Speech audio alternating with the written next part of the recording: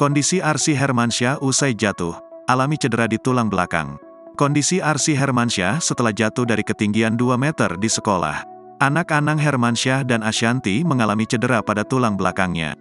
Saat ini, Arsy menjalani perawatan di rumah sakit. Ashanty yang sempat panik saat awal kejadian pun nampak ogah meninggalkan sendiri putrinya di ranjang rumah sakit.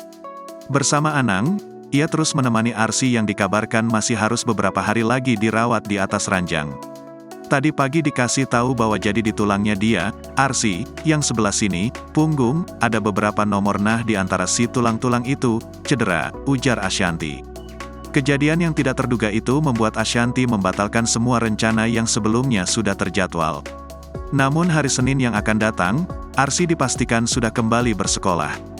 Hanya saja, dokter melarang agar Arsy tak terlalu banyak berjalan dan berdiri. Selama 2 minggu ke depan, Arsy harus mengikuti arahan dari dokter agar tidak ada resiko yang diambil setelah tulang punggungnya mengalami cedera. Sakit yang dialami Arsy dinilai serius sehingga bocah 8 tahun tersebut harus istirahat.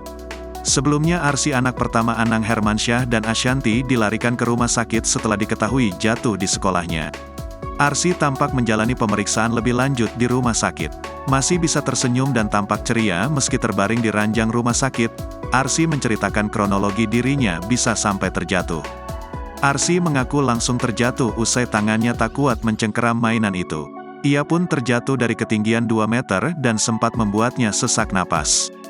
Arsy tuh jatuh, lagi main-main gitu dia jatuh dari ketinggian 2 meter, ucap Ashanty.